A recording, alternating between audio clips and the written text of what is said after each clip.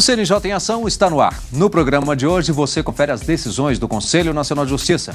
Vai saber quais os eventos que vão movimentar o Judiciário e como acompanhar o Conselho nas redes sociais. E veja ainda uma entrevista com a conselheira Luísa Friesheisen, que faz parte do Gabinete de Gestão Nacional de Combate à Corrupção e à Lavagem de Dinheiro. Vamos falar sobre o encontro que ela teve com representantes da Organização para a Cooperação e Desenvolvimento Econômico, que trouxeram experiências do trabalho de combate ao suborno de funcionários públicos. Tudo isso e muito mais a partir de agora no CNJ em Ação. E a gente começa o programa de hoje mostrando um pouco mais de como foram as decisões da última sessão do Conselho Nacional de Justiça. Os conselheiros analisaram o procedimento de controle administrativo do Tribunal de Justiça do Paraná, que trata de concurso de remoção do 6º Cartório de Curitiba. O conselheiro Emanuel Campelo abriu divergência da relatora, a conselheira Débora Ciossi. Segundo ele, um dos candidatos do concurso se sentiu prejudicado no critério de desempate adotado pelo Tribunal Paranaense. O Estatuto do Idoso não se aplica à hipótese, uma vez que os concursos de remoção para outorga de delegação notarial e de registro são regidos por leis especiais. O critério de desempate no certame, objeto do presente PCA, deve ser o previsto no item 2 da Lei Estadual número 14.594 de 2004. O conselheiro Rubens Curado acompanhou a divergência. Não verificar a possibilidade da gente negar vigência a essa lei estadual que assim prevê por autorização da lei federal que regulamenta, os serviços notariais ou concurso de serviços notariais. Na sequência, a conselheira Luísa Cristina Friesheisen entendeu que o Estatuto do Idoso estabelece preferência para o ingresso no concurso. Na verdade, o Estatuto do Idoso, ele estabelece a preferência para o ingresso. Tratando-se desse concurso de notários de remoção, o desempate é pelo tempo de serviço público, como previsto na Lei Estadual 14.594. A conselheira Maria Cristina Peduzzi teve outro entendimento. Para ela, a aplicação da Lei do Idoso para ingresso não cabe em concurso de remoção. São 2 idosos. Eu tenho que aplicar o critério específico da Lei de Regência, que é a lei estadual, que estabelece o tempo de serviço como norte. O conselheiro Guilherme Calmon acompanhou a relatora e lembrou que, ainda que se tratasse de remoção, os critérios não são como na magistratura. São cartórios e ofícios que, de fato, acabam tendo muito interesse relacionado à própria rentabilidade desses cartórios e ofícios. Então, de fato, não há como equiparar em relação ao concurso da magistratura. Então, se o edital previu que o critério seria o critério etário, parece-me que não há nenhuma manifesta ilegalidade ou contrariedade aqui a qualquer norma que trate do assunto. Já o presidente do Conselho Nacional de Justiça e do Supremo Tribunal Federal, ministro Joaquim Barbosa, votou com a divergência. Por maioria dos votos, o procedimento foi julgado procedente. Processo julgado procedente por decisão majoritária. Em seguida, os conselheiros analisaram um processo que envolve o Tribunal de Justiça de Minas Gerais. Segundo o relator, o conselheiro Gilberto Martins, o tribunal não cumpriu o prazo de exonerar servidores precários. Disse ainda que candidatos aprovados no concurso do tribunal não foram nomeados. O tribunal, sob o argumento de que teria aderido ao PJE e a outros compromissos assumidos e a impossibilidade de abrir mão dessa força de trabalho, pediu um prazo mais elástico para cumprimento dessa decisão. Os conselheiros estabeleceram prazo de 1 ano para que o Tribunal de Justiça de Minas Gerais cumpra as exonerações dos servidores. Por unanimidade, também determinaram que o tribunal nomeie em posse, no prazo de 6 meses, 267 servidores. Na sequência, o Conselho Nacional de Justiça julgou procedente um pedido do Tribunal Regional Eleitoral do Rio de Janeiro.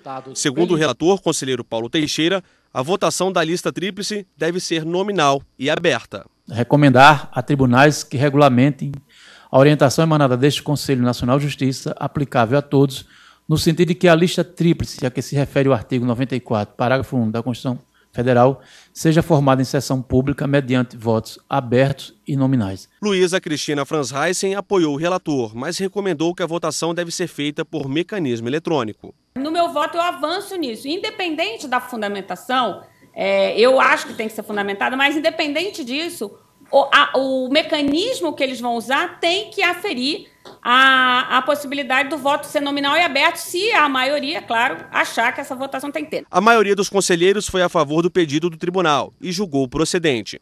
Mas a conselheira Débora Ciossi pediu vista para analisar com mais tempo o pedido. Na sequência, o Corregedor Nacional de Justiça, ministro Francisco Falcão, apresentou ao plenário a instauração de revisão disciplinar contra o juiz Márcio Tocars, do Tribunal de Justiça do Rio Grande do Sul. De acordo com o relator, o magistrado tinha uma coleção de armas de fogo que foi roubada na residência. Depois disso, uma das armas foi apreendida em um assalto a um posto de gasolina em Curitiba. Segundo denúncias, o magistrado teria participado de torturas a um criminoso na tentativa de recuperar as outras armas roubadas. Ainda de acordo com o relator, ministro Francisco Falcão, o juiz se passou por policial civil e chegou a usar boné e distintivo da corporação na busca pelas armas. Por conta disso, votou pela abertura de processo de revisão disciplinar. O próprio delegado confirma que chamou o magistrado para comparecer ao local, possivelmente com o objetivo de que ele auxiliasse e presenciasse a tentativa de localização de armas. A conselheira Maria Cristina Peduzzi abriu divergência. No caso concreto, a realidade que me parece inafastável é a da decisão do Tribunal de Justiça do Estado do Paraná, que por 16 votos contra 4 reconheceu a ausência de justa causa para instaurar o processo administrativo disciplinar. Rubens Curado acompanhou o relator. Podemos até supor ou chegar a uma conclusão de que essas evidências são falsas, as evidências não se confirmariam, mas o que está a propor ao corregedor é exatamente o apenas o aprofundamento da análise para uma conclusão posterior, quando da análise do mérito da revisão disciplinar. O presidente do Conselho Nacional de Justiça e do Supremo Tribunal Federal, ministro Joaquim Barbosa, disse que os fatos devem ser analisados e acompanhou o relator. Por maioria, o Conselho Nacional de Justiça decidiu pela instauração de revisão disciplinar. Eu acho que os fatos merecem ser examinados sob uma outra ótica. Isso não significa nenhum prejulgamento, nenhum desdouro em relação à pessoa investigado. Na próxima semana, durante o recesso do Judiciário, você começa a ver a nossa retrospectiva com as principais decisões do primeiro semestre. E veja agora notícias de destaque do Conselho Nacional de Justiça. As boas práticas jurídicas que contribuíram para fortalecer a pacificação e aprimorar a justiça receberam o 4º Prêmio Conciliar Legal. A cerimônia de entrega das estatuetas ocorreu durante a última sessão plenária do Conselho Nacional de Justiça no primeiro semestre. Lançado pelo CNJ em 2010, o Prêmio Conciliar Legal homenageia magistrados e servidores do Judiciário. Além das boas práticas e inovadoras ações, também são premiados os tribunais que obtiveram maior número de audiências durante a Semana Nacional de Conciliação. Em 2013, os 5 dias do esforço nacional do Judiciário resultaram em mais de 200 mil processos extintos, com mais de R$1 bilhão negociado. Os 3 tribunais vencedores na categoria Semana Nacional da Conciliação foram o Tribunal de Justiça do Estado de Goiás, Tribunal Regional do Trabalho da 2ª Região e Tribunal Regional Federal da 1ª Região. Os aeroportos que já contavam com juizados ampliaram o horário de atendimento. Nos outros, o serviço foi criado especialmente para atender os torcedores que passam pelo Brasil para assistir à Copa do Mundo. O esforço concentrado começou no dia 5 de junho. Até o último dia 15 foram registradas 764 ocorrências. O Aeroporto Internacional do Galeão, no Rio de Janeiro, foi o que teve o maior número de atendimentos, 191. O juizado carioca está atendendo durante 24 horas. No Aeroporto Internacional de Recife, foram 37 atendimentos. Entre as reclamações registradas estão erros no nome de passageiros no bilhete aéreo, atraso e cancelamento de voo e extravio de bagagem. O juizado também funciona 24 horas. O Aeroporto Internacional Juscelino Kubitschek, em Brasília, que também passou a atender em tempo integral, registrou 90 demandas. Em Curitiba foram 74 atendimentos e o expediente começa 2 horas antes do primeiro voo e termina 2 horas depois do último voo. Em Manaus foram 69 ocorrências, 21 delas relacionadas a pedidos de autorização de viagem para crianças e adolescentes. O atendimento vai das 6 da manhã até a meia-noite, com plantão aos sábados, domingos e feriados. Os juizados dos aeroportos recebem demandas sobre os direitos dos consumidores que envolvam até 20 salários mínimos, sem a necessidade de advogado. Durante a Copa do Mundo também são recebidas ocorrências ligadas à área da infância e da juventude. O objetivo principal é a solução rápida do conflito por meio da conciliação. E quer saber mais dos principais assuntos e como acompanhar o CNJ nas redes sociais? Então veja agora no quadro Tá na Rede.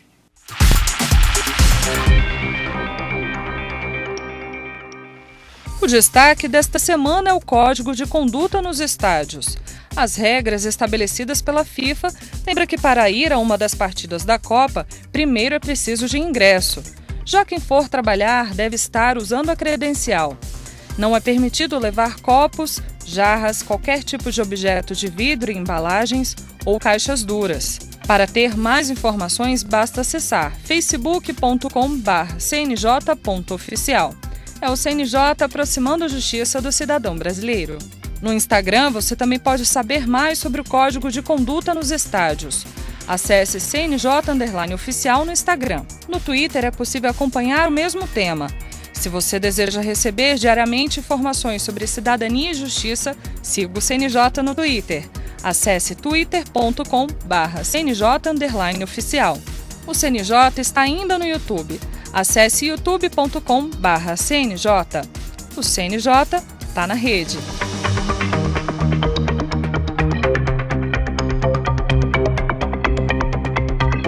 E agora, você já pode começar a se programar para conferir os próximos eventos que vão marcar o Judiciário. Confira os destaques no nosso calendário.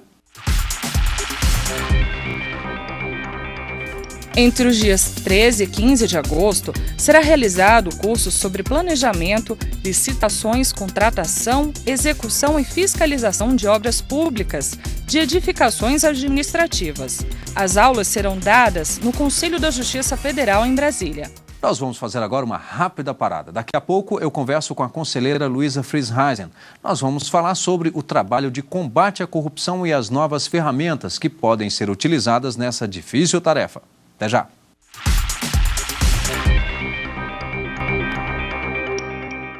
O CNJ em Ação está de volta com o quadro Bastidores. No programa de hoje eu recebo a conselheira Luiza Friesheisen. Ela faz parte do Gabinete de Gestão Nacional de Combate à Corrupção e à Lavagem de Dinheiro. E nós vamos falar hoje com ela sobre o encontro que ela teve com representantes da OCDE, Organização para a Coordenação e Desenvolvimento Econômico, e que trouxeram experiências do trabalho de combate ao suborno de funcionários públicos. Conselheiro, eu gostaria que a senhora explicasse como é que funciona essa organização. No Brasil, existe uma convenção internacional que é patrocinada pela OCDE, e essa convenção ela tem a finalidade de punir o suborno de funcionários públicos estrangeiros. O Brasil aderiu a essa convenção e uma especificidade dessa convenção e de outras convenções de combate à corrupção é que existem comitês de avaliação do Brasil para que possa ser verificado se o Brasil está cumprindo os compromissos que existentes na convenção. Então, o Brasil já passou por 2 rodadas e, recentemente, passamos pela 3ª rodada de avaliação. Como é que funciona essas avaliações? Comitês formados por países que participam também da OCDE avaliam o Brasil e o Brasil participa da avaliação de outros países. Sempre em conjunto, esse comitê, sempre em conjunto com responsáveis de combate de crimes da OCDE.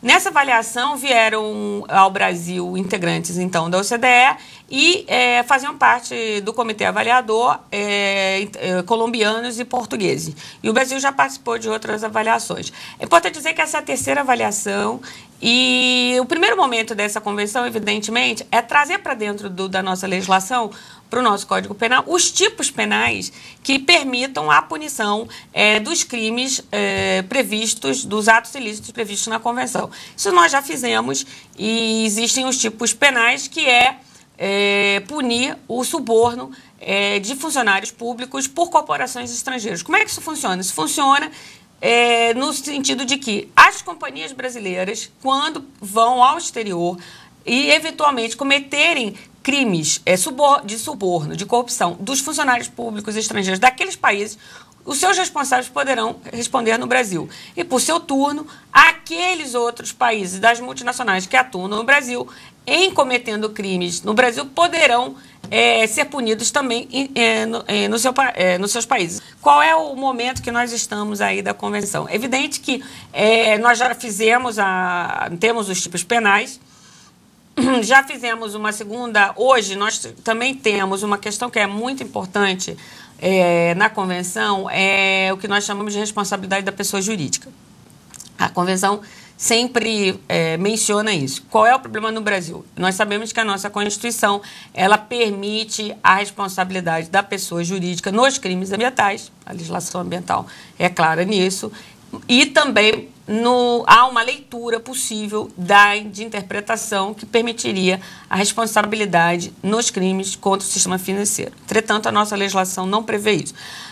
Mas nós temos a lei de improbidade, que permite a punição no campo civil. Agora, recentemente, e aí essa legislação foi bastante importante na última avaliação, nós temos a Lei 12.846, de 1º de agosto de 2013, que é conhecido como a Lei Anticorrupção, que traz a responsabilidade das empresas. Inclusive, faz com que as empresas tenham que ter áreas de fiscalização, que no mercado é chamado áreas de compliance. Para que servem essas áreas? Para prevenir corrupção de seus agentes. Então, e essa questão das empresas, é muito comum o compliance na área bancária, porque como os bancos estão acostumados a lidar com um fiscalizador muito presente, que é o Banco Central, então eles têm áreas de compliance, que é como se fosse uma auditoria interna, uma fiscalização interna, para prevenir justamente fraudes, né? E crimes cometidos dentro da empresa e pela empresa, pelos bancos. E quem compõe aqueles que respondem pelo Brasil? Um conjunto de órgãos. Então, quem responde pelo Executivo é a Controladoria Geral da União, porque na distribuição do Executivo é a Controladoria Geral da União que presta informações de implementação de todas as convenções anticorrupção. Então, há agentes da CGU, a Advocacia Geral da União também está presente, mas o Ministério Público Federal está fortemente presente. Por quê? Porque o Ministério Público Federal é justamente aquela instituição de persecução penal. Ele pode investigar e ele denuncia. A Polícia Federal também, que investiga em conjunto com o Ministério Público, também está presente. O CNJ, ele foi chamado nessa terceira avaliação em razão de ser o CNJ o órgão de controle administrativo do Poder Judiciário, que pode fornecer estatísticas sobre o número de investigações que existem nessa convenção e em outras, né? Porque nós também temos avaliação das convenções de lavagem de dinheiro e outras de corrupção. O que acontece? As nossas estatísticas no Brasil, elas ainda estão caminhando, diria, não a passos lentos, mas não a passos tão largos como nós deveríamos ter. E por que isso? Porque, embora o CNJ tenha avançado enormemente na coleta de dados do Poder Judiciário, que são aqueles dados que nós vemos todos os anos no CNJ em números, os dados, em regra, são colhidos pelos tribunais e eles são de massa de processos ou de tipo de processo. Ou seja, nós sabemos quantos processos tramitam num tribunal, quantos processos entram no ano, quantos processos são julgados naquele mesmo ano e desses, quantos são ações penais, mandados de segurança, que são as classes. Mas nós não sabemos, entre esses números de ações penais, por exemplo, quantos são de lavagem de dinheiro, quantos transitaram em julgado, quantos estão em execução. E não é só de crimes de corrupção, mas de vários tipos de crime. E isso é um problema, porque o Brasil é avaliado internacionalmente e nós nunca conseguimos, não temos até o momento conseguido fornecer estatísticas sólidas. O CNJ tem que avançar para dizer quantos processos de corrupção foram julgados, quantos processos de trabalho escravo foram julgados, quantos processos de pornografia infantil foram julgados. E, para isso, tem um trabalho paralelo que é o chamado da tabela de assuntos, né, que o CNJ é uma tabela nacional.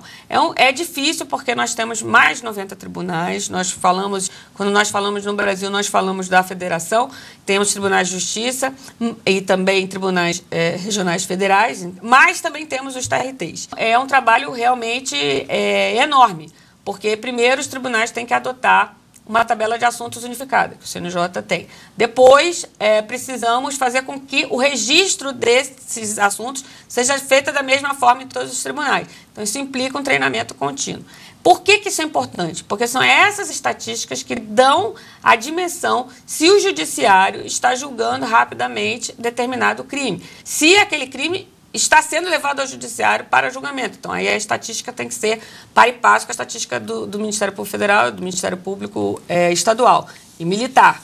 E também com a polícia, porque a polícia também faz a investigação e, então, os assuntos também têm que estar colocados. E aí, nesse quesito, o Brasil não tem uma boa avaliação. Não tem uma boa avaliação. A gente sempre peca por estatísticas. Agora, o CNJ tem um trabalho bastante eficiente, e aí eu acho que é esse trabalho que tem que ser seguido, no cadastro das ações de improbidade.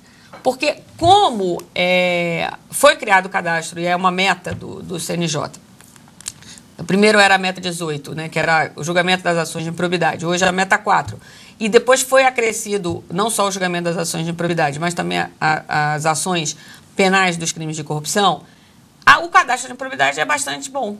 Tanto que quando a gente consegue levantar as estatísticas, nós levantamos quantas condenações aconteceram, qual foi o valor do ressarcimento, porque o CNJ tem um cadastro específico de ações de improbidade. Já na questão da corrupção é mais complicado.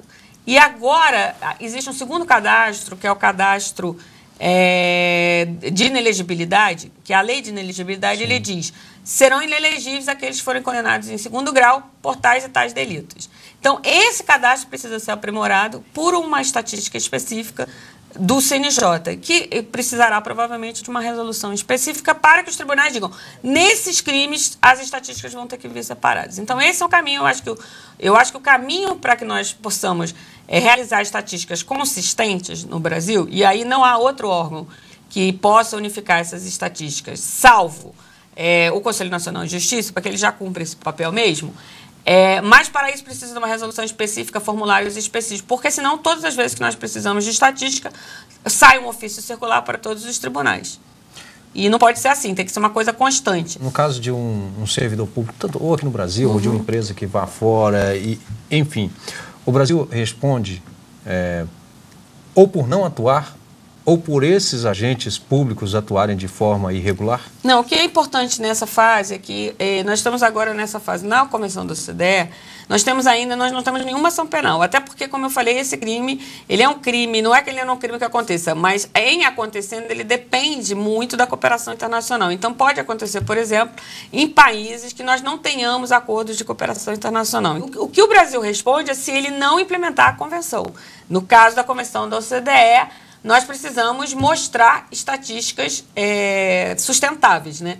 E embora os casos sejam poucos, na Convenção da OCDE, o que nós temos? O esforço para que essas estatísticas sejam sustentáveis. Porque existe uma outra convenção, que aí é a questão do GAFI, que é o órgão de regulação internacional da lavagem, das regras da lavagem de dinheiro, e as nossas estatísticas de lavagem de dinheiro também não são muito consistentes. E aí nós temos um problema bastante grande, porque a lavagem de dinheiro pode ser tanto um crime federal quanto estadual, e, portanto, nós temos que ter estatísticas de todos os tribunais. Já esse crime, o crime de corrupção cometido por funcionários estrangeiros, ele será sempre federal. Então, aí, quando nós chegarmos a ter ações penais, hoje nós temos investigações no Ministério Público Federal e esse levantamento foi entregue à comissão, será mais fácil, porque trabalharemos só com a Justiça Federal.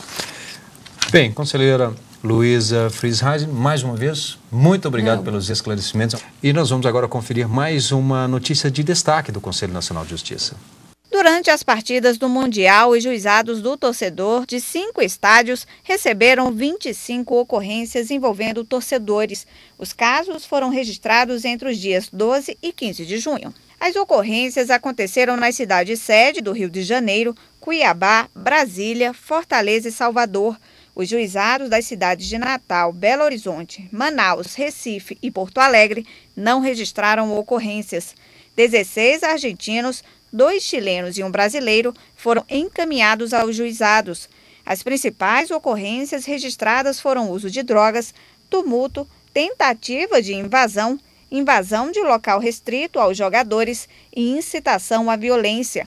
As principais penas aplicadas após acordo entre os torcedores e a Justiça foram advertência, pagamento de cestas básicas e afastamento dos estádios por 6 meses. Nas 12 arenas foram instalados os juizados do torcedor para receberem demandas criminais de menor potencial ofensivo ou que envolvam crianças e adolescentes. A iniciativa foi do Fórum da Copa, presidido pelo conselheiro do CNJ, Paulo Teixeira. O atendimento pela Justiça Local visa agilizar a solução de conflitos por meio da conciliação. E o CNJ em Ação termina aqui. Obrigado e até o próximo encontro.